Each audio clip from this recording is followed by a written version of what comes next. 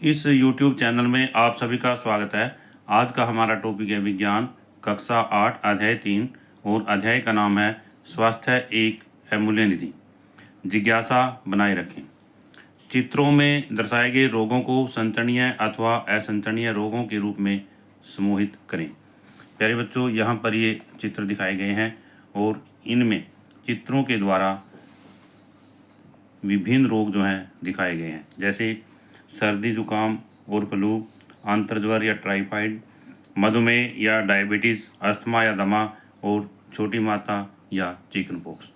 हमने इनको संचरणीय और असंचरणीय रोगों में समूह के रूप में बांटना है। तो सबसे पहले संचरणीय रोग क्या होते हैं? ऐसे रोग जो एक व्यक्ति से दूसरे व्यक्ति को लग जाते हैं, उन्हें हम संचरणीय रोग कहते हैं। और असंचरणीय रोग क्या होते हैं? ऐसे रोग जो एक व्यक्ति से दूसरे व्यक्ति को नहीं लगते। तो यहाँ पर संचरणीय रोग हैं सर्दी जुकाम और फ्लू, आंत्रज्वर या टाइफाइड, छोटी माता या चिकन पॉक्स। और असंचरणीय रोग हैं मधुमेह या डायबिटीज़, अस्थमा या दमा। दूसरा प्रश्न है, रोगों को व्यापक रूप से संचरणीय और असंचरणीय रोगों के रूप में वर्गीकृत किया जा सकता है। नीचे दिए गए विकल्पों में से असंचरणीय रोगों को पहचानिए।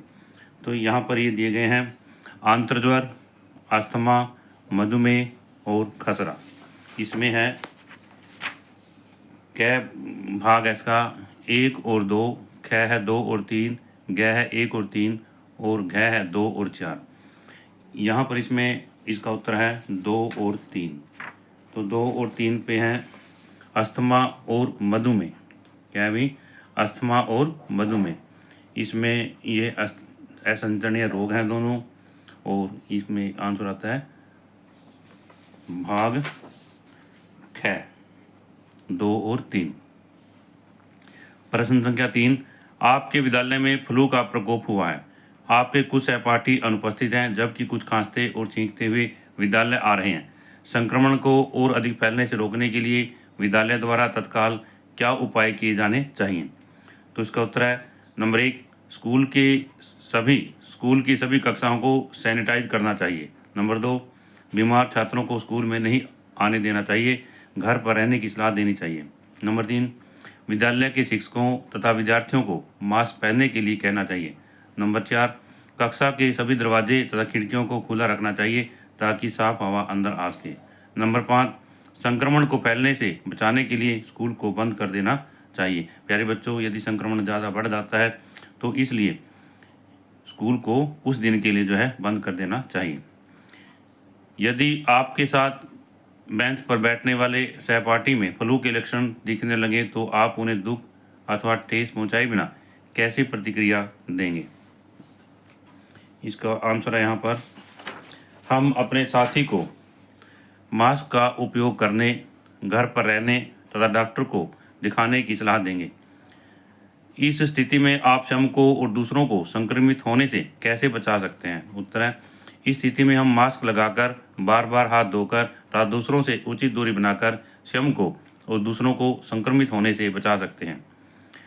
चौथा भाग है इसका, आपका परिवार ऐसे स्थान पर यात्रा की योजना बना रहा है जहां मलेरिया का प्रकोप है। प्रश्न नंबर 4 है, आपका परिवार ऐसे स्थान पर यात्रा की योजना बना रहा है जहां मलेरिया का प्रकोप है।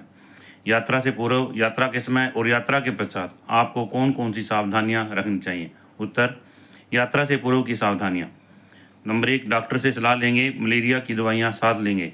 दूसरा है, पूरे शरीर को ढकने वाले कपड़ों को साथ ले लेंगे। मच्छरदानी साथ में लेंगे, मच्छरदानी जो है साथ में हम ले लेंगे। और नंबर 4, मच्छर प्रतिकर्ष क्रीम भी है साथ में ले लेंगे। यात्रा के समय रखने वाली सावधानियां। नंबर 1, मच्छरदानी का प्रयोग करेंगे। नंबर 2, मच्छर प्रतिकर्षी क्रीम का उपयोग करेंगे। नंबर 3, शरीर को पूरे ढकने वाले कपड़े पहनेंगे। मच्छर को भगाने वाली दवा का उपयोग करेंगे या प्रयोग करेंगे। यात्रा के समय रखे जाने वाली सावधानियां। यात्रा के पश्चात रखे जाने वाली सावधानियां। यात्रा के पश्चात यदि शरीर में मलेरिया बुखार के लक्षण हो तो तुरंत डॉक्टर से संपर्क करना चाहिए। यदि आप अपने भाई अथवा बहन को मच्छरदानी या मच्छर प्रतिकर्षी का महत्व कैसे समझाएंगे? उत्तर, मच्छरदानी हमें मच्छरों को काटने से बचाती है, क्योंकि मच्छरों को काटने से मलेरिया हो जाता है। इस प्रकार हम अपने भाई बहन को मच्छरों से बचने के लिए मच्छरदानी का उपयोग करने के लिए समझाएंगे। यदि ऐसे क्षेत्रों में यात्री स्वास्थ्य सलाह की अनदेखी करते हैं तो क्या हो सकता है? उत्तर, यदि ऐसे क्षेत्रों में यात्री स्वास्थ्य सलाह की अनदेखी करते हैं तो उन्हें मलेरिया हो सकता है, जिसके कारण वे बीमार हो सकते हैं। ज़्यादा बीमार होने के कारण उनकी मौत भी हो सकती है। नंबर 5, प्रश्न संख्या 5, आपके चाचा जी अपने मित्रों की संगत में पढ़कर धूम्रपान करना आरंभ कर देते हैं, जबकि यह सर्वविदित है कि धूम्रपान स्वास्थ्य के लिए हानिकारक हो सकता है और मृत्यु का कारण भी बन सकता है। क्या आप उन्हें ठेस पहुंचाए बिना उनसे ऐसे क्या कहेंगे जिससे कि वे उसे छोड़ दें? उत्तर, मैं चाचा जी से प्यार से कहूँगा कि आप बहुत सिगरेट पीते हैं। आप अच्छी तरह जानते हैं कि सिगरेट पीने से बीमारियां हो सकती हैं, जिनमें दिल की बीमारी और फेफड़ों का कैंसर भी हो सकता है। अतः आप सिगरेट पीना छोड़ दें। भाग संख्या 3 आगे, यदि आपके मित्र ने, दूसरा पार्ट आगे, यदि आपके मित्र ने पार्टी में आपको धूम्रपान करने के लिए कहा तो आप क्या करेंगे? उत्तर, यदि मेरे मित्र किसी पार्टी में मुझे धूम्रपान करने के लिए कहते हैं तो मैं उन्हें विनम्रता से मना कर दूंगा। अपने मित्रों को धूम्रपान से होने वाली हानियों के विषय में बताऊंगा। विद्यालय ऐसी हानिकारक आदतों से विद्यार्थियों को बचाने में कैसे सहायता कर सकते हैं? उत्तर, विद्यालय ऐसी हानिकारक आदतों से विद्यार्थियों को बचाने के लिए जागरूकता कार्यक्रम आयोजित कर सकते हैं। इन कार्यक्रमों के माध्यम से विद्यार्थियों को हानिकारक आदतों से होने वाले स्वास्थ्य संबंधी खतरों के विषय में जानकारी प्रदान कर सकते हैं। इन हानिकारक आदतों से दूर रहने के लिए जागरूक कर सकते हैं। प्रश्न संख्या 6, सानिया अपनी सखी वनिता से कहती है, प्रतिजैविक औषधियाँ किसी भी संक्रमण को ठीक कर सकती हैं, इसलिए हमें रोगों की चिंता नहीं करनी चाहिए। वनिता ऐसे कौन कौन से प्रश्न पूछ सकती है जिससे सानिया समझ सके कि उसका कथन गलत है? उत्तर, वनिता सानिया से निम्नलिखित प्रश्न पूछ सकती है। क्या तुम जानती हो कि नंबर 1, प्रतिजैविक औषधियाँ डॉक्टर या चिकित्सक के परामर्श से ही लेनी चाहिए, नहीं तो हमारे लिए हानिकारक हो सकती हैं। बार बार इन्हें लेने से जीवाणु उनके प्रति प्रतिरोधी बन जाते हैं तथा उनका हमारे शरीर पर असर खत्म हो जाता है। नंबर 3, यदि ये औषधियाँ सभी रोगों को ठीक कर सकती हैं तो टीकाकरण की आवश्यकता क्यों पड़ती है? नंबर 4, प्रतिजैविक औषधियाँ केवल जीवाणुओं से उत्पन्न होने वाले रोगों पर ही कार्य करती हैं, विषाणुओं से उत्पन्न होने वाले रोगों पर नहीं। क्या ये औषधियाँ प्रोटोजोआ और विषाणुओं से उत्पन्न रोगों पर भी कार्य कर सकती हैं? इस प्रकार वनिता सानिया से प्रश्न पूछ सकती है। इससे आगे है प्रश्न संख्या 7, निम्नलिखित तालिका में एक वर्ष की अवधि में एक चिकित्सालय में अंकित किए गए डेंगू के मामलों की संख्या की जानकारी दी गई है। यहाँ पर प्यारे बच्चों ये तालिका दी गई है और इस तालिका में डेंगू के मामले हैं, एक वर्ष की अवधि ली गई है। यहाँ पर ये दिए गए हैं कि जैसे यहाँ पर है, ये क्रम संख्या है, ये माह है और ये डेंगू के मामलों की संख्या है। क्रम संख्या 1 और जनवरी का महीना है, डेंगू के मामले कितने? 10 हैं। 2 फरवरी में है, 12 हैं। मार्च के महीने में 15 हैं, अप्रैल के महीने में 18 हैं, मई के महीने में 22 और जून के महीने में 40 हैं। इस तरह से जुलाई है, जुलाई के महीने में 65, अगस्त के महीने में 65 है और सितंबर के महीने में भी 65 है। अक्टूबर के महीने में 10 है, नवंबर के महीने में 30 है और दिसंबर के महीने में 20 है। इस तरह से ये तालिका दी गई है और इसमें डेंगू के मामले जो है दिए गए हैं। आप एक बार ग्राफ या दंड आलेख बनाइए जिसमें y अक्ष पर मामलों की संख्या और x अक्ष पर माह के नाम अंकित हो। अपने निष्कर्षों का समीक्षात्मक विश्लेषण कीजिए एवं निम्नलिखित प्रश्नों के उत्तर दीजिए।